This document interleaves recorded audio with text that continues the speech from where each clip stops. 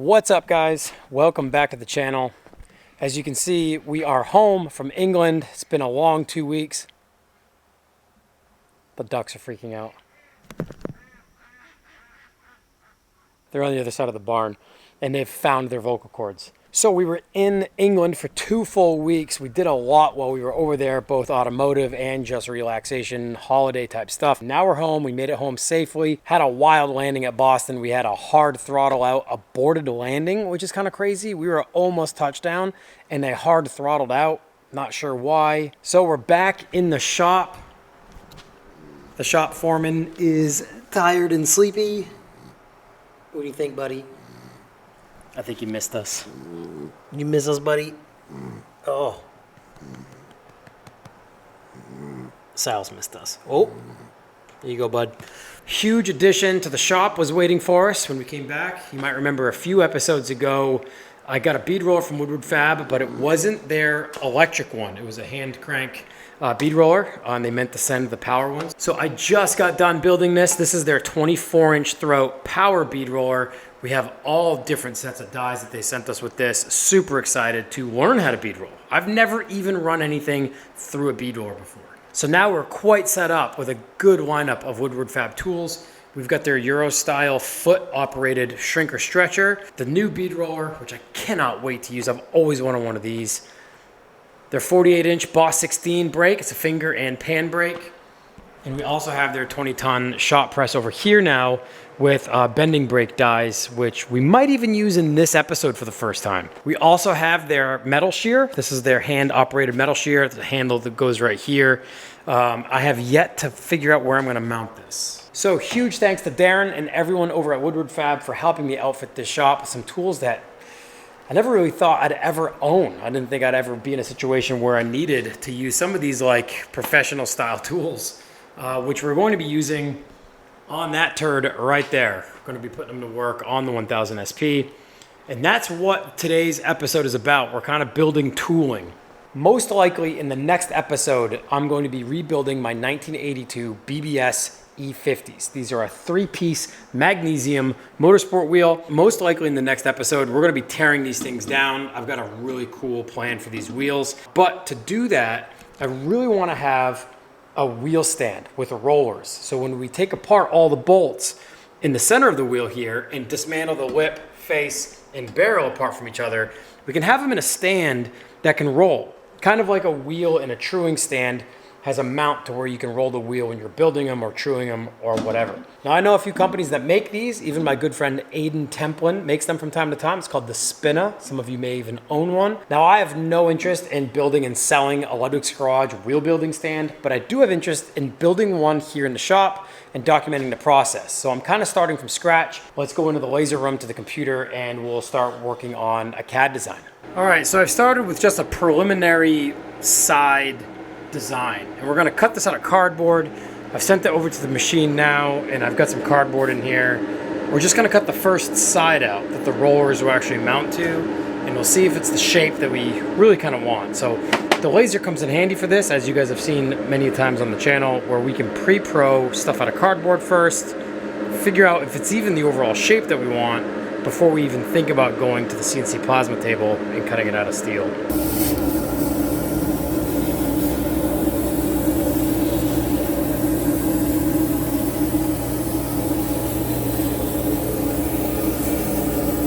All right, well, this is the shape. So this is what I'm thinking here, and this might not be what I stick with. But if you imagine the wheel standing up, right? So my initial thought process is something like this. And the rollers would come through here and here. So the wheel would actually sit up quite a bit higher than on the table, obviously. I've ordered some 12-inch wide rollers. They'll be here tomorrow in just a few minutes in this episode. But I want to make one that spans to the other side and have it bend 90 degrees in with 2 corresponding holes here that I can run through bolts through.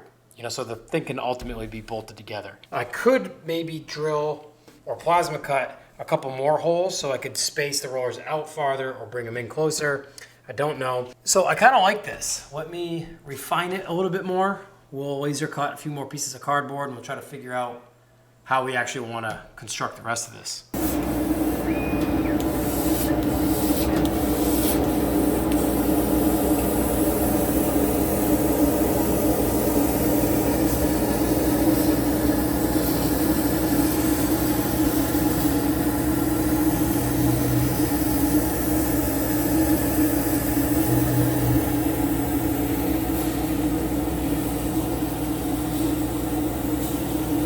All right, so version number 2, including, come on out, including the side pieces.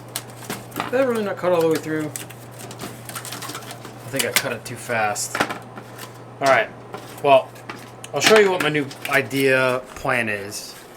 Maybe this will work. We can cut as much cardboard as we need to. I just don't want to cut more steel than I need to. So, new idea is these will be feet. I've added some lines to be basically a relief for bending because I don't have a press brake wide enough to span the 14 inches. I've got one 12 inches. And I thought about making this 12 inches so we can fit it in my press with our press brake dies. But those are only 12-inch dies, so we won't quite be able to fit this in. So what I'll do is I'm gonna make some relief cuts on our bend and just bend it in the vise and get it close enough. And these will be our feet. So ultimately this will fold like this, and if I can do this one-handed, it'll ultimately sit like this. And those will be our feet. And I'll drill little holes in the middle. We've got some rubber feet that I'll attach to them. And then this piece here, let me grab a tripod and I'll show you what my thought process is here. All right, so this piece will be the front and the back. If this is bent over, and we've got our feet here, this will be the sides basically with the rollers going this way. This piece here will ultimately be our front and back. But since I wasn't sure if I wanted to weld this whole thing up, I think what we're gonna do is utilize these holes to bolt the sides together. Got some relief cuts here. These will bend like so. That. This one will bend this way, and ultimately made up like this. And then we'll bolt these sides together. So I really like this idea. This is kind of how this could bolt together. All right, so I cut 2 more pieces. I'll try to just quickly assemble this thing just to see what it'll look like. See if I want to change up any of the design. Might have to shorten these so our rollers can fit through. The rollers are out for delivery now, so I should see them really soon. These aren't the bolts I'm going to use, but they're what I've got. So let's just put some bolts and nuts in them.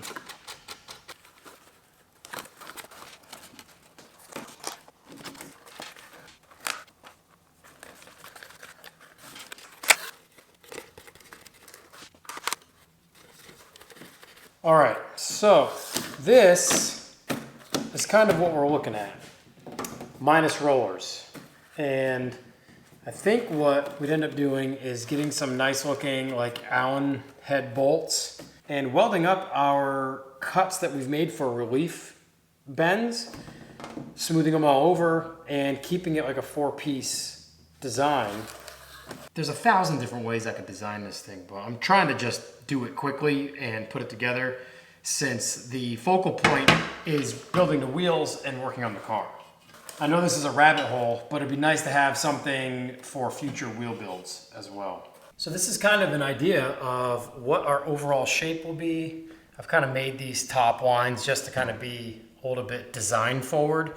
And I think when we're all done, to not spoil it, but when we're all done, I think I'm gonna laser cut some 2-color acrylic that will lay over the face of the metal, and I can laser engrave the Ludwig's Garage logo or anything I want, really. All right, so I got the rollers in. They were delivered. They came in these like framed brackets. I opted for these because I wasn't sure if I'd really want to use these for anything, the little frames that they sit in. I don't think we will, but now that we have these, we can remove one. One-handed. I think we're gonna be okay on length. I think we're gonna do okay there. But now we can pull measurements and know for sure. And also my 1/4-inch sized hole for the axle of the roller is not going to be sufficient, as we've got much closer to like a 5/8 hole or so. But we'll put some calipers on that. We'll adjust in our CAD file. And then what I'll do is I'll measure the roller out onto the axles to ensure that these pieces that span the width of the actual cage will be wide enough for the roller to fit inside, but also allow for the axle ends to protrude through our side holes here. All right, the axles of our rollers here, basically 1/2 inch, 7/16, about 12 mil. So yeah, just under 1/2 inch. Basically, I'll measure the frame here because the roller is sitting inside the frame, kind of where we want it to sit inside the cage. These frames are 12 and 3/16 inches. All right, came back in to the computer and let's get rid of these. And what I've done is I've taken this bottom one and elongated it by an 1/8 inch on both sides. Because I think once these are bent over, that'll give us the width we need on our wheel stand for our rollers to fit through the sides. So we're gonna cut this out of 1/8 inch, which is kind of overkill, but we're gonna do it anyway because the steel yard is 45 minutes from here and we don't have time to go down there and get more steel, right now at least. So I'm gonna bounce this down to the thumb drive. We'll go out to the shop and we'll open up sheet cam. We'll convert this to G-code and we'll just cut this out of steel and see how it goes.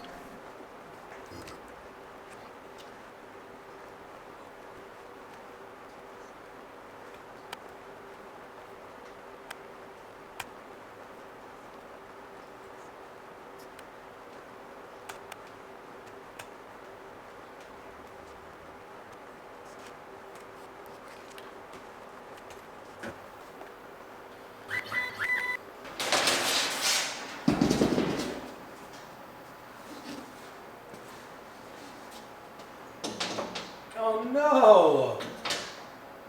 Oh.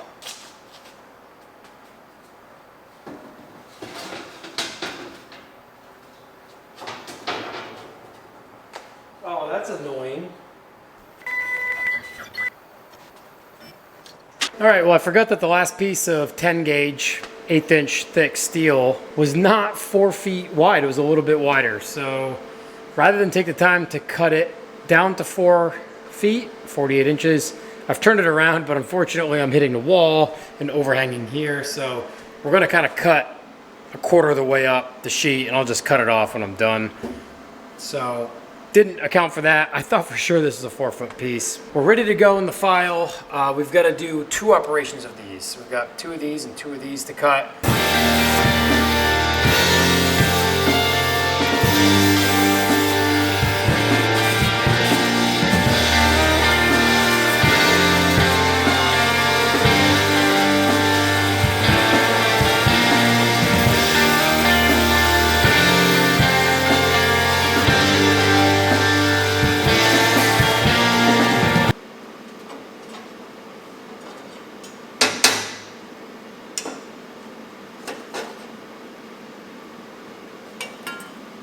Well, these are the first 2 pieces that we've cut.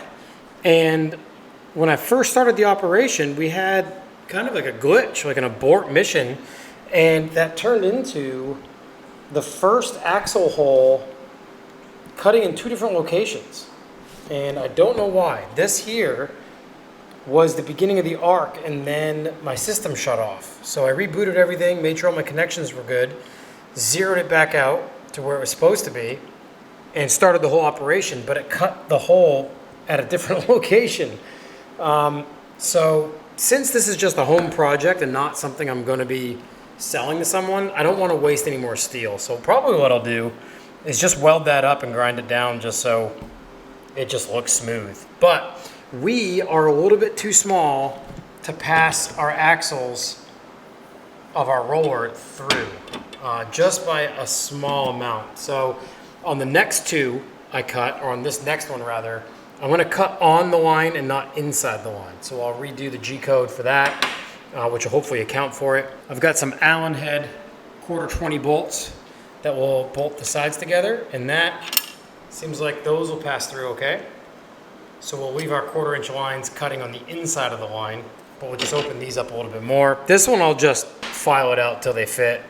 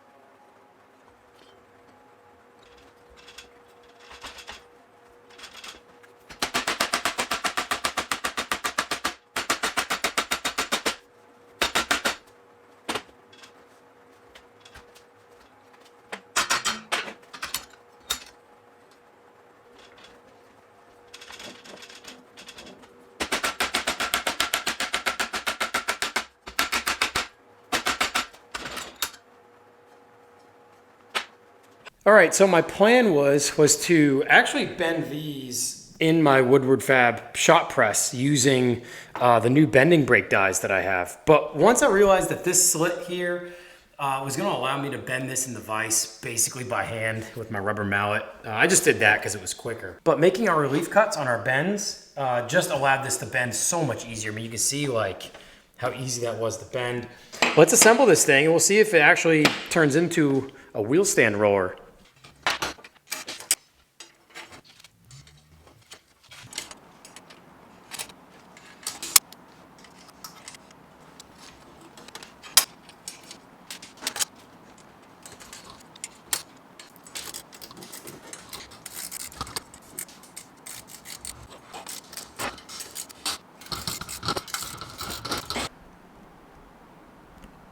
Well, and just like that, we have ourselves a wheel roller stand. Boy, and actually the slits almost don't bother me. I thought I was gonna wanna weld that up and grind it all down, smooth it all out. I really like this shape too. I wasn't sure what I was gonna do there. I mean, it's really kind of just designer's choice, you know? Like I did a shallow or step here and a steeper one here. No real reason for that, just didn't know what else to do. But I envisioned painting this black. I even looked for some black rollers, but this was all super last second, so I didn't really have a lot of time.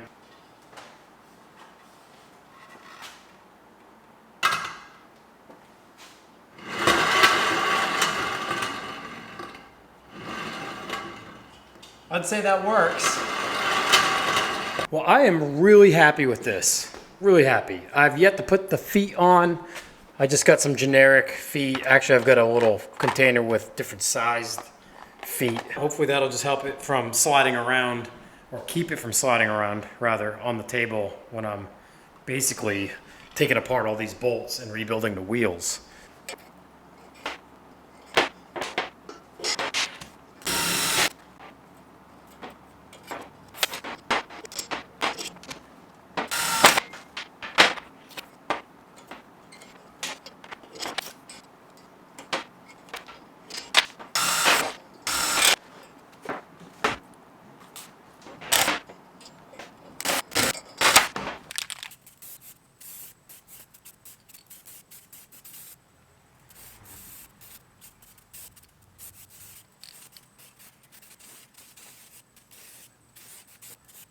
All right, well, I'm back on the computer. What I need to do now is remove what we've folded over to a 90 degree to become our feet, because all I want to do is create an acrylic face with like my logo or something engraved on it. All right, so this is what I'm thinking. I'm hoping it's not going to be too busy, but we've made the overall shape a little smaller so it won't fit to the actual outside of the metal piece. And we've put our script logo in the center. And I thought about doing some little checkered flags underneath the axle ports, just to kind of make it a little more detailed than just the logo. Now, this acrylic here is a 16th inch thick, 2-color acrylic. Now, you guys have seen me use this in all sorts of stuff here on the channel. This is a black that engraves white. So it ultimately has a white core, and when you laser engrave it, it reveals the core color. It burns away the surface color, which is real thin. But the back side of this sheet is adhesive. It's got a peel away 3M adhesive on the back. And I ordered this accidentally a while ago, and I haven't had any real use for it. So since we're going to adhere this acrylic to the metal, I figured we might as well use this sheet since it's got adhesive on the back.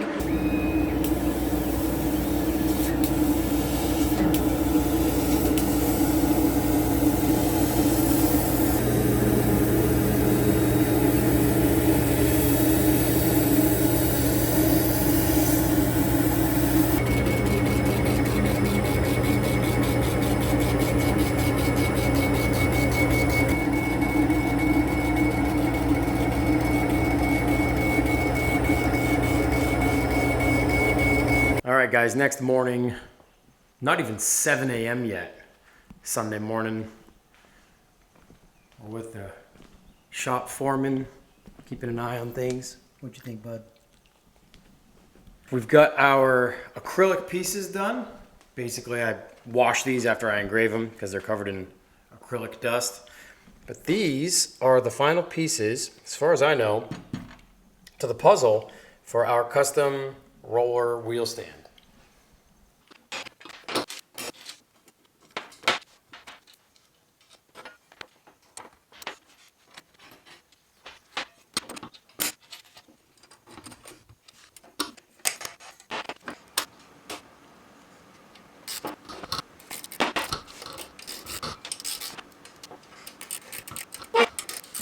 I don't even know how well this adhesive works.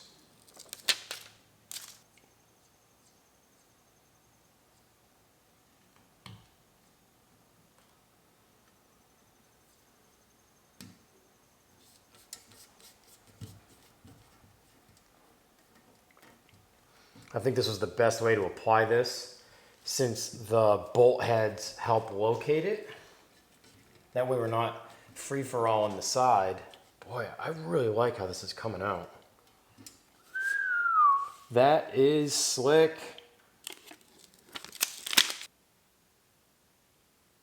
Over time, we'll see how good this 3M adhesive is on the back of this acrylic. I've never used it before.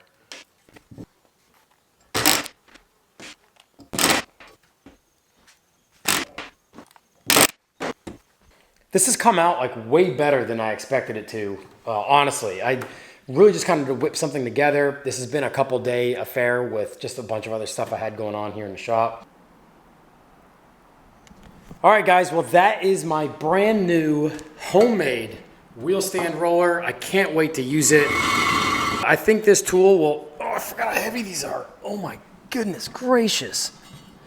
Goodness. But this will come in handy for so many wheel rebuilds in the future. I'm just excited to have like a nice tool to do that with rather than just setting the wheel on like a microfiber on the bench and just kind of rolling it against the actual surface of the table. So that's it for this episode. Stay tuned for the next one when we finally dive into taking the BBS E50s apart. We have some new components from SRR Hardware in the United Kingdom ready to go for these things. As far as I'm concerned, I'm going to own these wheels forever, so I am really excited to tear them down and get a lot of new components put on them. I originally wanted to go to 16s on the 1000 SP, but I got nervous when we started body dropping it and getting it lower to the ground that the tires in the back are getting dangerously close to basically the rear window. So I played it safe for the 165/50 15 all around, but I think we can make it work with a small tire on a 16. So we're gonna go for it. We're just going for it. And that's gonna start with rebuilding the wheels in the next episode, and then this car will start to transform more when we dive back into working on sheet metal. So thank you guys so much for watching and for all of your support. We will see you in the next episode.